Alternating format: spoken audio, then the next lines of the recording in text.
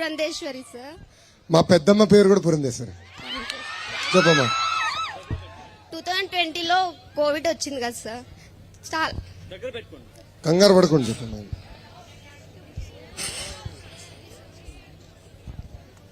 ధైర్యంగా ఉండమ్మా, బాధపడు. చెప్పు.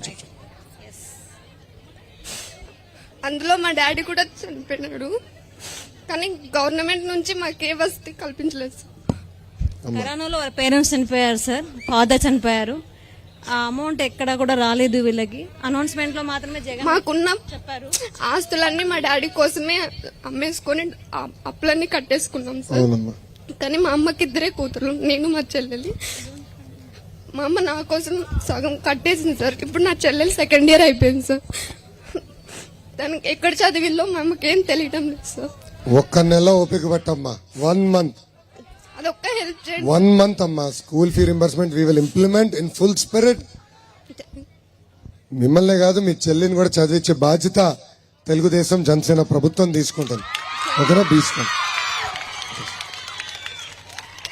ఇప్పుడు వేదికపైకి నంద్యాల్ తెలుగుదేశం జనసేన పార్టీ ఎమ్మెల్యే అభ్యర్థిగా పోటీ చేస్తున్న ఫరూక్ గారిని, అదే విధంగా ఎంపీ అభ్యర్థిగా పోటీ చేస్తున్న బైరెడ్డి శబరిని వేదికపైకి రావాల్సిందిగా నేను కోరుతున్నా.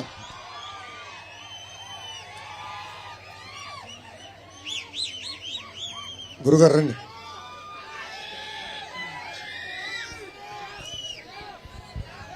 రెండు 2014 నుంచి 2019 మధ్యన దాదాపు 1500 కోట్ల రూపాయలు ఖర్చు పెట్టి నంద్యాల అభివృద్ధి చేశాం. నిరుపేద కుటుంబాలకి ఇల్లు కట్టడానికి 10,000 టిట్కో ఇల్లుకి ఆనాడు శ్రీకారం చుట్టాం. 6 నిశలు నంద్యాల ప్రజల కోసం మేము కష్టపడ్డాం.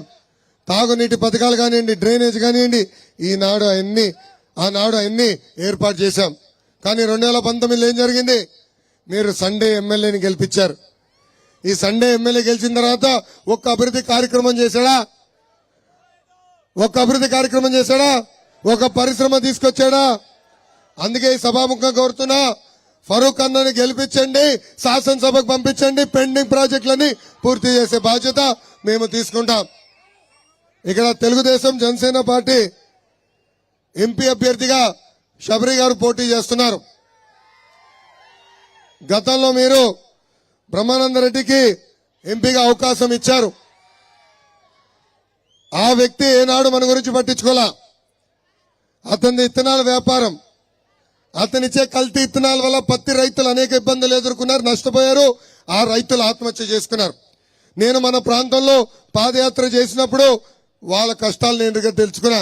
ఆనాడే హామీ ఇచ్చా, దాని కారకుల్ని జైల్లో పెట్టే బాధ్యత మీ లోకేష్ తీసుకుంటాడని. అందుకే అలాంటి వాళ్ళని గెలిపించదు. శబరి ఒక డాక్టర్, 6 నిమిషాలు కష్టపడుతుంది, మీకు అందుబాటులో ఉంటుంది. అవసరం అవుతే నంద్యాల గలాన్ని పార్లమెంట్ లో వినిపించే బాధ్యత మా చెల్లమ్మ శబరి తీసుకుంటుందని ఈ సభాముఖం తెలుపుతున్నాం. శబరి బాగా చదువుకున్న వ్యక్తి, పనిచేసేదానికి వచ్చింది, కసి ఉంది, ప్రజలకి సేవ చేయాలని లక్ష్యంతో ఉంది. అందుకే మీరందరూ ఆశీర్వదించండి, దీవించండి. ఇటు ఫరూక్ అన్ని, ఇటు శబరి గారిని భారీ మెజార్టీతో గెలిపించి శాసనసభకి, పార్లమెంట్ కి పంపించాలని ఈ సభాముఖం మిమ్మల్ని అందరూ కోరుతున్నాం. ఒకప్పుడు నంద్యాల నియోజకవర్గం అంటే ప్రశాంతతకు మారు పేరు. అలాంటి అబ్దుల్ సలాం కుటుంబం ఆత్మహత్య చేసుకుంది. ఇంతేకాదు 15 మర్డర్లు ఒక నంద్యాల నియోజకవర్గంలో జరిగింది. మనందరం ఒక వీడియో చూసాం. ఒక పోలీస్ కానిస్టేబుల్ సురేంద్రన్ ని వైకాపా నాయకులు తరిమి కొట్టి చంపేశారు. ఇప్పటికీ ఆ కుటుంబాన్ని ఆదుకోలేదు ఈ ప్రభుత్వం. అందుకే తిరిగి ప్రశాంతత మన నియోజకవర్గానికి రావాలంటే ఫరూక్ అన్నని ఎమ్మెల్యేగా, శబరిని ఎంపీగా గెలిపించాలని ఈ సభాముఖం మిమ్మల్ని అందరినీ కోరుకుంటూ, నాకు ఇంత అద్భుతమైన అవకాశం ఇచ్చిన మీ అందరికీ పేరు పేరున నా ఉదయపూర్వక ధన్యవాదాలు తెలుపుకుంటూ మీ అందరి దగ్గర నుంచి సెలవు తీసుకుంటున్నా. జోహార్ అన్న ఎన్టీఆర్, జై తెలుగుదేశం, జై జనసేన, జై హింద్, జై హింద్. సైకో పోవాలి, సైకో పోవాలి, సైకో పోవాలి. తమ్ముడు పాట పెట్టు.